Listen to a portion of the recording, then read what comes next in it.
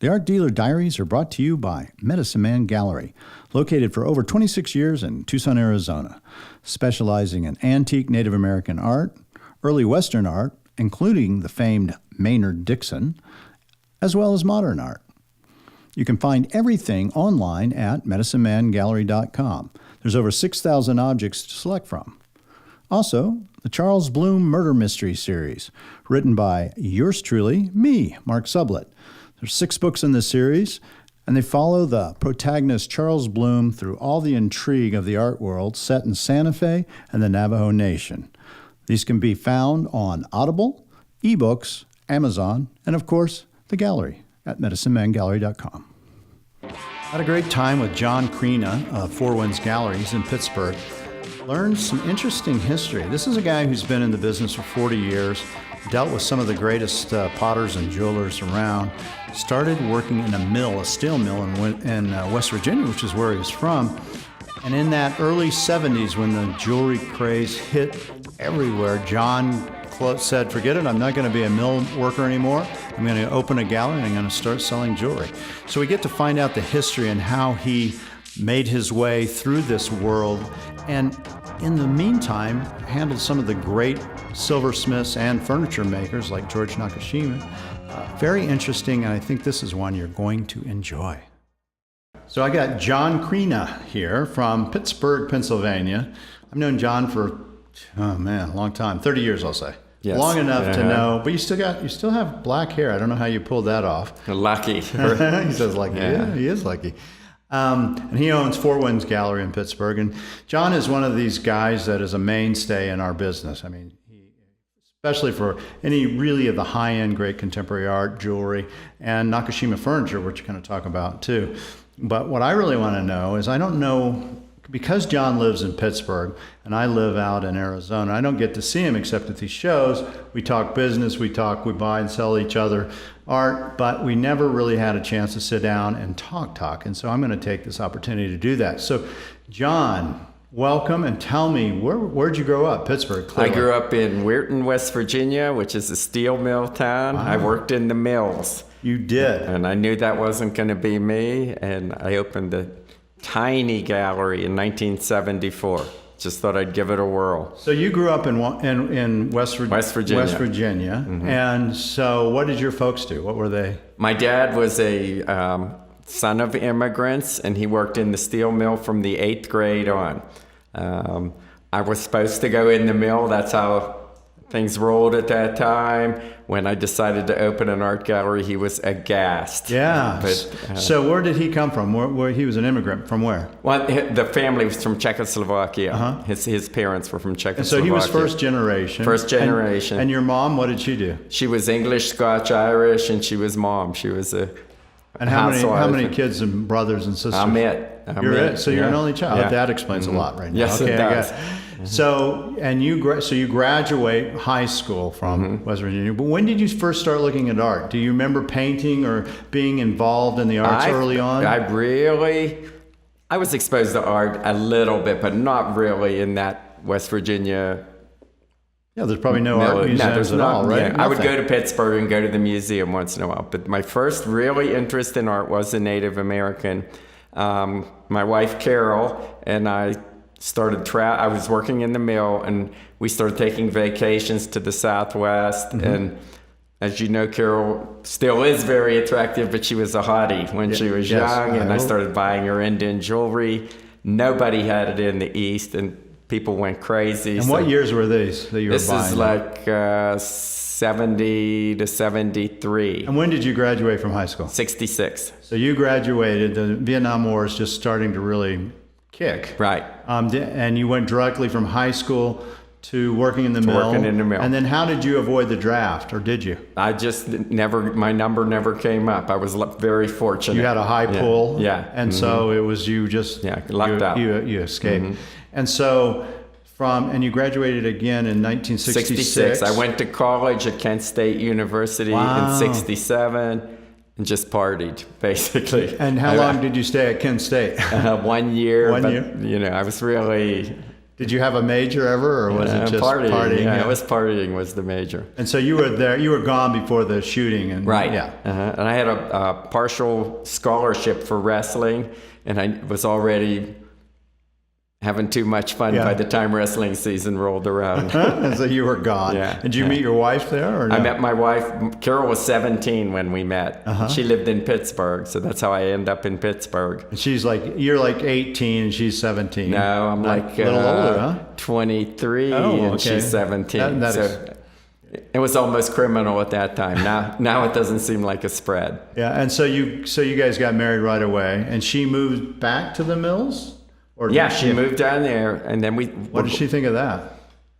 We were in love. Yeah, so it didn't matter. Yeah, it was okay. And what did you do in the Mills? What was your job? I started out doing really hard jobs and dangerous jobs. At one point, I knew I wasn't going to stay, so I bid downward. I bid to lower paying jobs where it was safe and etc. I ended up working in a storeroom. You brought your orders in, and I What did your filled dad yours. think when you said, I'm taking a lower paying job? He thought I was nuts. He hated that, right? Yes, he hated it. And when I opened the gallery, he hates it. But then after the gallery gets going, he loved it. When he retired, he would drive up and hang out for days at a time. Did he try to talk you out of it when you first said, I'm going to he went crazy. Yeah, he went crazy. He was furious, yeah. And what did he say? What was his reasoning? The mill, this isn't going to work. 6 months, you're going to be done, and you'll have lost your job. And what are you going to do for healthcare? What are you going to do for dental? And I said, I'm going to floss. Just floss a lot. And so you worked in the mill for how many years? Like 6 years. Wow, a long time actually. That's a long time. So you're pushing. Felt like 20. Yeah. And so then you moved to Pittsburgh at that time. Up in the gallery. And so you'd already been making these trips back and forth to the Southwest. I was doing kind of Tupperware parties. Yeah, and this is early 70s? Yeah, early 70s. So we're in the Indian craze, right? Right, Everybody the Indian wants craze. everything. And I would come to your house with a tackle box full of Indian jewelry. Tupperware. I'd put it out and sell what I could and give your wife a pair of earrings, and everybody's happy. So would you fly out to, say, Albuquerque? All driving. With no money to fly, we would drive out. But I would take, in the mill, you could get off a little extra time. So I'd go out and stay a month. I immediately went, I want to find out what quality is. I don't want to buy tourist stuff. And then I went, well, I should meet these artists too. If I'm going to be dealing with these people. So we would just drive, say, to Santo Domingo, Pueblo, show up and go, hey, we're here and we have cash and we want to buy. And I formed some great relationships with artists. And like which artists? Was there any that you remember from Santo Domingo? The ones that are still around. Angie Rihanna was one of the first people. And what year was this again? Early 70s. Yeah. Sam Lovato. There was an artist named Lorenzo Tortolita. Vidal Aragon. You knew Vidal. Julian Lovato. I knew Julian. And then, I branched out and started meeting Navajo artists and just the rest. So you would take a month and you would get this material from... We'd camp mainly from the artists. And then if I liked the first piece I ever bought for myself was an old pawn Zuni ring from Charles Eagleplume, which I still have. I would go to like the better shops and look at the old stuff and buy a piece and just, And it was kind of equivalent in value-wise to the new stuff, or even less at that point? About the same. Yeah. About the same, yeah. And so, and do you know why that was that you were attracted to that? I was just drawn. Same reason I am to this day. I was just drawn Partially to history? it. Huh? Partially the history of, the history of it, the aesthetic of where you're getting something that may be made for family use or, tribal use rather than something, and there's nothing wrong with it making for resale at all, but it just seemed to have a different feel to it. Yeah, there was something, it had lived,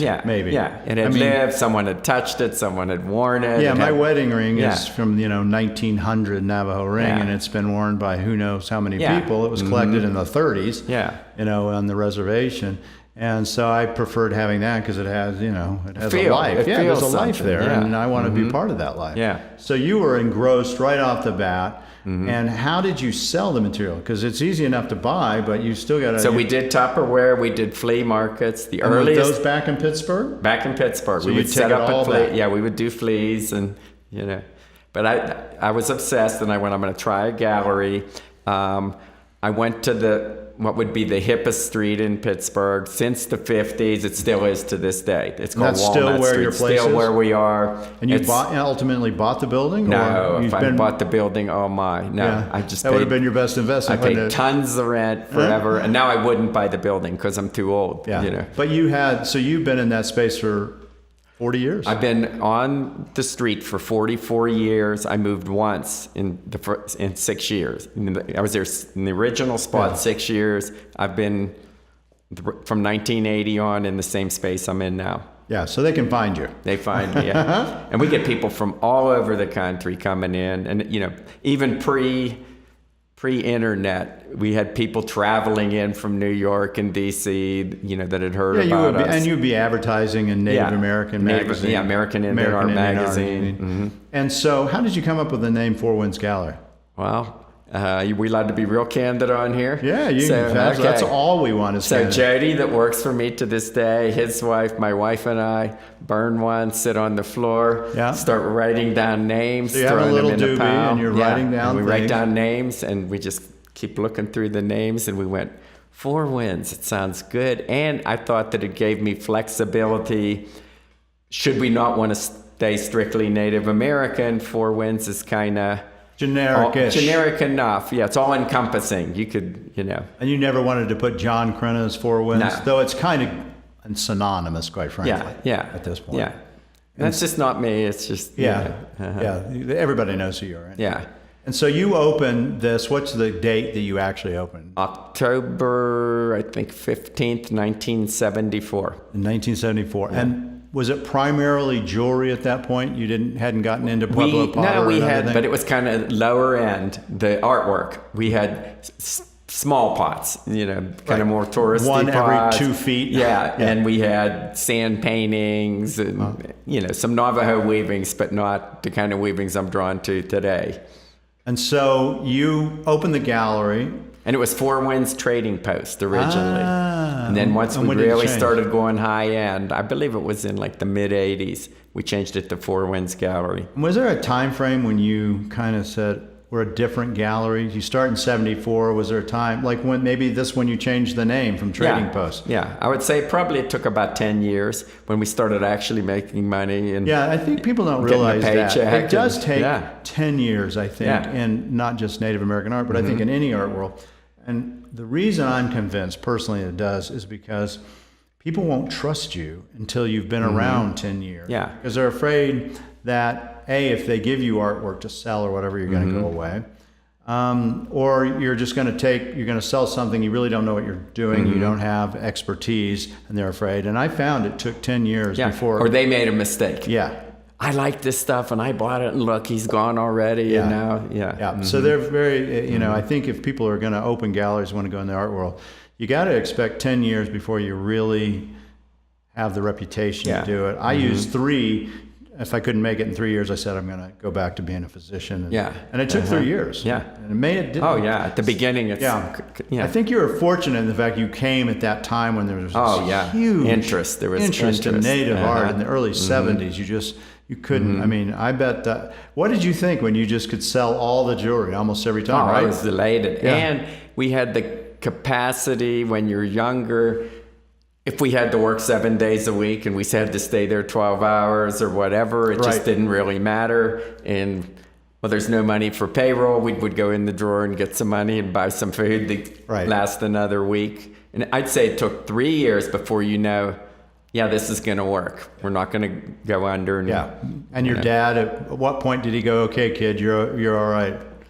10? Nah, probably 5 or once it started being successful. And a big turning point for my dad. I had a real good friend that was an attorney, and we were having a big opening, and he's talking to my parents, and you should be really proud of your son. This gallery is so beautiful. And my dad says, but we always hoped he would become a doctor or a lawyer. And my friend said, are you kidding? I would trade places with him in a heartbeat, And he had to see it from a different viewpoint. From a different viewpoint, yeah. For him, success was a higher degree. Right. Yeah, exactly.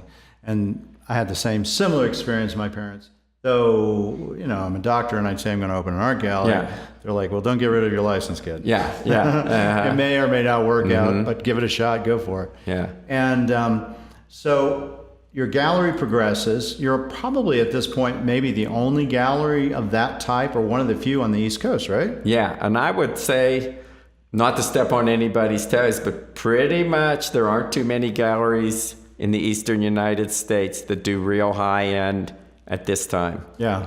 Ever, really, to some extent, right? Ever. I mean, there's very few. And you would think New York, and you would think DC. We have John Malloy that's made there's in some New good York. private dealers. Right. And well, I would say this, too, like John Malloy does a great job.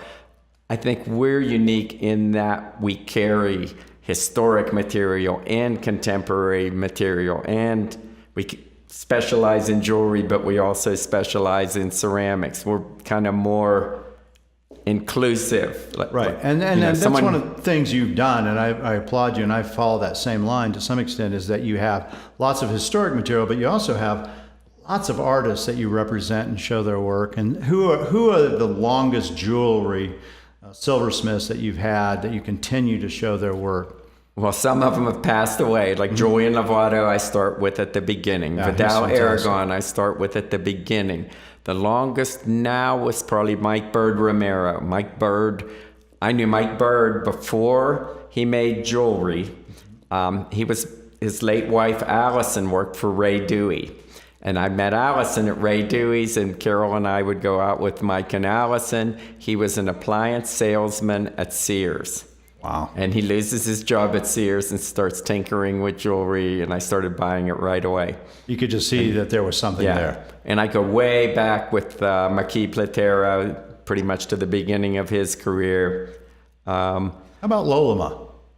Oh, Lolema? Yeah. I do more Lolema now than I did when he was alive, mainly because I couldn't afford it. Yeah. I would go to his house and I could buy a piece. Yeah, we would go, Carol and I would go up there and we would buy a piece, because that's... And what was he like? What was Charles Lolema like? Oh, he was exuberant. He was a big flirt. He was brilliant. He did his own PR also. You knew you were bigger than life. Yeah, I was going to say, you knew you were with a superstar when you were in his house. Yeah. Just by and he had the talent to back it up. Like he did, right? Anybody can have that presentation, but he really had the talent to back it up. He was really a special, and his unique work person. Was super expensive, even in the 70s and 80s. For me. Like I would go in there and we'd be there 3 hours talking to him and walk out with a piece, and it would break the bank, And could you sell it fairly quickly? No. Because it's high end, right? Because it's high end. And you have to develop that market. So just say at that time, if you came in my store and wanted to buy a buckle, I could give you a nice buckle for $300 or $400, and my Lolema buckle was at that time $1,500 or whatever, Yeah, I had similar experience with Richard Chavez. I loved his material. Yeah. I would buy it, but I was hard finding the clients because I just hadn't developed those clients. Yeah. And I've been with Richard forever too. He's fantastic. Yeah, he's great. And his son is amazing. Jared does great work. He's amazing as well. So you've developed these clients, these artists that are your friends now. I'm really friends with so many. Like I come out here and it's so good to see everybody. A lot of them still come back and do shows, and that's got to be fun for them too, because they're getting exposed to a whole different market. Yeah, and I treat people well when they do a show. We don't just do the work. If it's baseball, I take them to the Pirate game, and we eat in the best restaurants, and we go. I live out in a rural area, and if they hike, we go on big hikes, and so. Not only doing jewelry, but I know you've had a fascination, especially for Margaret Tafoya's pots. And you did a book, right? We did a book, and it was a museum show. We had about 80 Margarets. Yeah, tell us about that. So probably in 75, Carol and I decide we want to get a really good piece of pottery. And we buy a Margaret Tafoya storage jar, well, like a long neck jar. We buy it from Spivey. Richard, I think it was $2,000. So I give him $200 a month, and he lets me buy it. And was Richard in Santa Fe at that time? Yes. Yeah. Then we get that one paid off and we buy another. And we're just buying them for ourselves. So then as soon as we get on that, we got to meet Margaret. So we start visiting Margaret, and she's magic. She's just a special person. About 4'11" at the best. Doesn't speak a lot of English. Yeah, and first when I meet her, I was boy, and then I was, we go there a few times, and then I was the boy from Pittsburgh, and then I was John, and then as she gets more elderly, I become the boy from Pittsburgh, and at the end, I'm boy again. And were you able to buy some pots from her? I bought a lot from Margaret, and I became friends with like her daughter Tony Roller, got to know different family members. I didn't know I was putting a collection together until I probably had 15 or 20 of them, and I sold one, and I went, oh man, I can't believe I sold that. Why did I sell that? And then I went, I'm collecting these. Did you ever try to go back and get it? I ended up getting it back. Isn't that funny how that is? I did the same with the Maynard Dixon painting. I sold it and had to because I needed the money early on 25 years ago. And 3 or 4 years later, I went and paid the guy double and got it back. So it becomes a total passion. So we buy, I don't know what year it was, 7 or 8 years ago, we have 80 Margarets. The Carnegie Museum in Pittsburgh, which is a beautiful and prestigious museum, approaches me to do a show. So we do that show, and it was fantastic. They put it in one of the major galleries. My friend and colleague Charles King does the catalog. He, for me, is the most expert person in contemporary pottery. And Charles is going to be on tomorrow. Oh, great. And so tell me what the name of He'll have nice shoes on. Yeah, of course he does. I love his shoes. Oh, that's right. I'm going to have to wear some Born of Fire. really good shoes tomorrow. I'm going to blow him away. Thank you for reminding me. Born of Fire, right? Yeah. So it opens at the Carnegie, and they do all 80 pots. It's phenomenal. We blow up all these photos, and Nathan Youngblood came in, and Tony Roller came in, and I believe Linda Tafoya came in, several family members. So we leave that run. When it's over, a great small museum in the East, which is called the Erie Art Museum, does the show. It goes there. From there, it moved to the Arizona State University Ceramic Center, which is one of the top ceramic collections in the world, I think. Mm-hmm. And it's not specifically native. So 3 of the 4 are not native venues, which I think is great. You're showing it as fine art. Yeah, it is fine art. And then it goes to Millicent Rogers. And after that, I went, okay, that's enough. Then you also had an exhibit of it in Santa Fe at the El Museo, at the show that we're doing. And that's why John and I are here, actually. John is doing a show along with Mira Nakashimi. John has been collecting Nakashimi furniture and selling it. I collect it as well. I don't sell it. I just like to collect it. It's very organic, and I just think it goes beautifully. So tell us about that, because I think that's a really interesting connection. And you started doing that in 1980. You got your first piece, right? Got my first piece in 1980. I'm reading the Sunday paper. That's things that they used to have. They were print. And, I vaguely remember print. All of us dealers do the one ads. You're looking for, you're haunting the one ads, looking for that native piece. And there was an ad, George Nakashima dining table and chairs.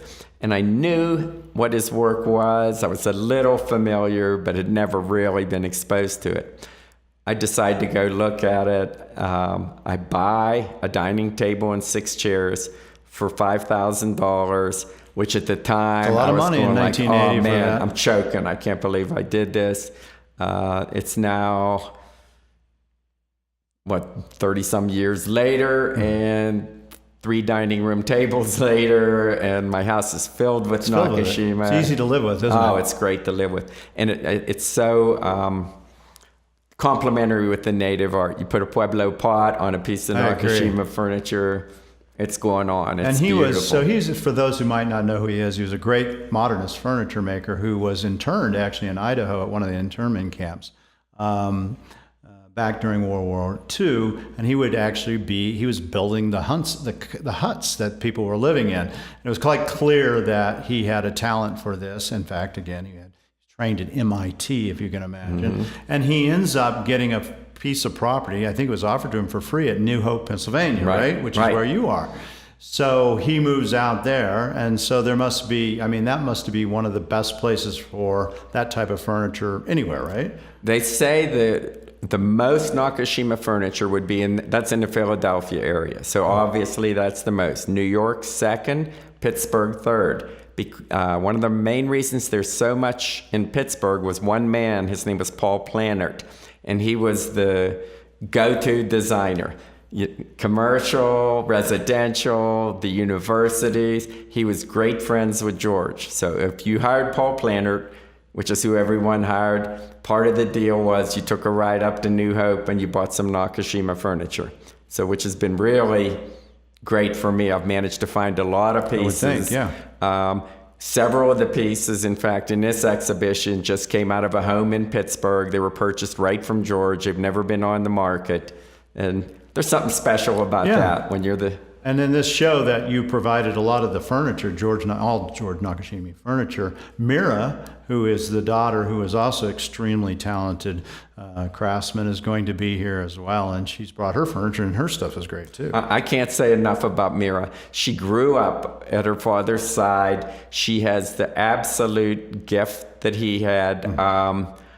There's no difference in quality or design or anything. The difference is time. You know, his is made when his was made, and she has carried this legacy on. And one of her pieces just broke a world's record, right? Yeah, I think like 70,000 a dining or table something. broke. Well, with the chairs, it was I think 115. There you go. thousand. Yeah, it was a lot. I know, it's just crazy, but great. Yeah, she's going to achieve exactly as much recognition as her father did, and she respects him. She respects his philosophies, his legacy. She's doing a lecture, I believe, next Sunday. Yes. If you can make it to that lecture, she is an incredible we will advertise speaker. that out on our forums. And so you met George? No, I never met George. No, never met George. But you probably feel like you know him. I just feel through like I know Mira, him. right? I've known Mira probably at least 20 plus years, and we became such close friends.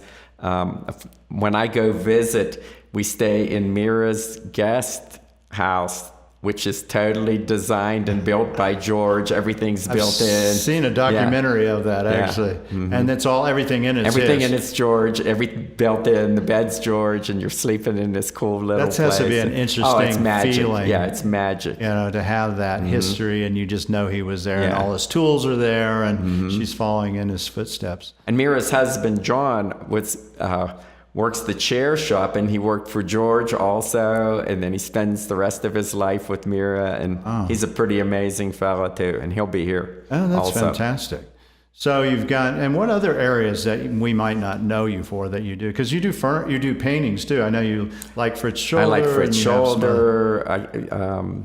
I do Curtis photography. Did you ever know? I knew Fritz, and he used to come into my gallery to see Dixon, Maynard Dixon. He was an interesting guy. I met Fritz. I didn't really know him well. In the heyday, who I represented was R.C. Gorman, who was what a character. Yeah, that guy was. Man, I represented him throughout his heyday, and when he came and did a show, people would. It's the only artist I've ever had where people lined up down the block to just. Get a chance to buy a piece. I lined up in one of those lines once. To get a poster. Well, yeah, basically. Yeah, I just wanted to meet him, and that was at the Capistrano Gallery. Yeah, Sue DeMaio. Sue DeMaio's gallery. And, the line was literally out the door, up the stairways, and through. And it was just like, oh, my gosh. And that would have been like probably 88 maybe. Yeah. And I bought Sue DeMaio's entire collection before she passed away. Yeah. After she retired, as she moved to Santa Fe from California, I continued to do business with her. Then she relocated to Texas outside of Austin. And we still continued to keep up and do a little business.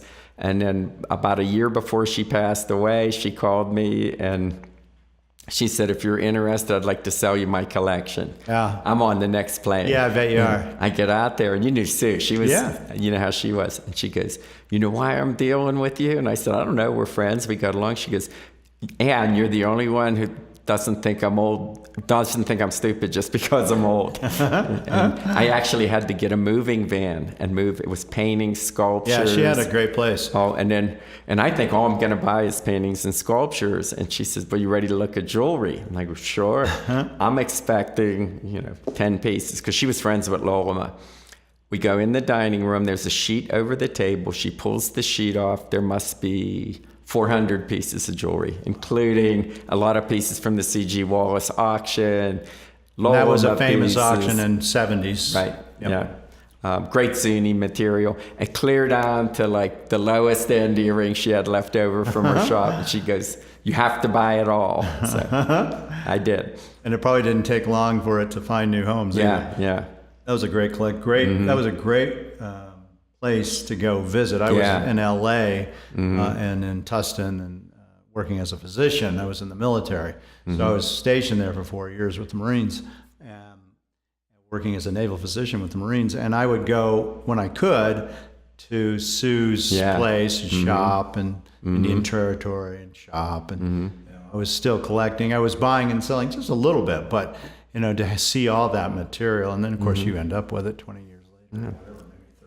Oh, and one more Sue story. So my wife is a cancer survivor, but for a time, we weren't sure she was going to make it. And I'm visiting Sue. This is in Texas. And she goes, I always liked Carol so much. And she gets a Teddy Wiatki Zuni fetish ring that was made in about the 1930s. And she said, I'm going to give her this, and she's going to keep this ring, and she's going to be just fine. And that all turned out to be true. But man, isn't that wonderful? Stung my heart. Yeah, I bet, my heart. Right? A very valuable ring. Yeah. But value came out. It wasn't the value of the price. It was the value of the emotion. Right. And the generosity. Yeah, that's. I mean, we find those people. She had lost her daughter to cancer. Remember Tori? Yeah, that's right. Yeah. So who else was monumental in your mentorship as you grew up? Was some of the old dealers that you remember? Ray Dewey. I did a lot with Ray Dewey. I don't know if Ray would like to be called old, but... Well, he's not old, but Ray Dewey helped me out a lot. I learned a lot from just watching his business model. Yeah, he always ran a very good business, I think, in Santa Fe. His windows, you remember when he had... I do. Yeah. That was right on the plaza. On the plaza, Ray would plan his Indian Market Week window a year in advance and get material to do these cohesive, incredible windows. Right. I learned a lot from... Well, I do a lot with ceramics, so I would say Spivey. Rick Dillingham was a huge influence. Yeah, tell us a little bit about Rick. I only met him a few times. I didn't know him like Richard. I knew very, very well, extremely well. But Rick Dillingham, who wrote 7 and then the 14 Families, and was his own, a fine potter in his own right. What was he like? Great contemporary potter. Yeah. He was bigger than life. He was brilliant. He was brilliant intellectually. He and... Spivey brought back Pueblo pottery to where it is today. I think almost single-handedly. The best potters had a hard time getting any money for their work, and they were basically working hard, giving it away. They weren't making a living. Yep. Spivey and Dillingham would buy everything these potters produced, put the price on it, give the potter a fair amount of money that allowed them to live and keep going. And they would, if you wanted a piece of that pottery, you paid the price or you walked, and they just... And they wrote literature. They wrote things. Literature. They both were, they were scholarly. Richard wrote the Maria book, and he also helped with Charles King on the Tony Day book. And Dillingham wrote 7 Families and then 14 Families. And then Acoma, he wrote an Acoma book. Yes, he did. And his pottery was incredible. Yeah. And he did a lot of his pots were kind of influenced by the old Anasazi pots, where Dillingham would make a pot, paint it, break it, and put it back together, and then fire it, so it came out real. And his pots are quite valuable, actually. Quite valuable. And you'll see them in a lot of museums. Did you ever deal in his pottery? I've owned pieces. I never dealt in it, but I bought pieces from him, and we used to trade. We'd do some horse trading. Not that you would know anything about that. No, I don't. Yeah, no. In fact, I think we just did a trade right now. Doing a trade about an hour ago. Can you tell them what it is? Oh, sure. We're going to do a Nakashima table for me, and he's going to get a Maynard Dixon for him. We're going to work out something that we both win, and we both come away with something that we treasure. Everybody's smiling, and the art is so much more valuable than money. Yeah, it's true. I mean, if you're in this, if you love it. If you're not doing it because you want to really have the pieces and live with the pieces, then, as a dealer, there's lots that just sell it, and that's fine, and that's their business, and they do it. But I think sometimes if it gets a little deeper and more emotional for you, to me, that's more special. And, I could have done a lot of things. I could still be practicing patience, all that kind of stuff. But this is so much more and fun. You could, if it was about only the money, you could sell the things you collect. Yeah, that's right. Then you have more money, but then you don't have that sting in your soul. Like you've had this, I'm certain people come to your home or whatever. Well, I really want to buy that, but it's not for sale. But how much do you want? Right. And you go, you're not hearing me.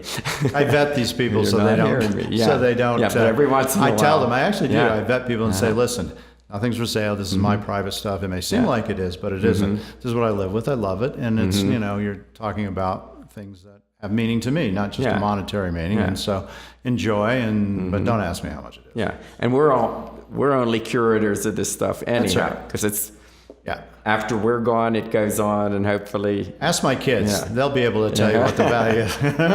Because they may, whether they have the same feeling for it or not, I don't know. And how have you seen the business change? So, you've been in it as long as anyone. You still have an active gallery in Pittsburgh. What do you see changes on? I mean, clearly price structure has changed on certain things.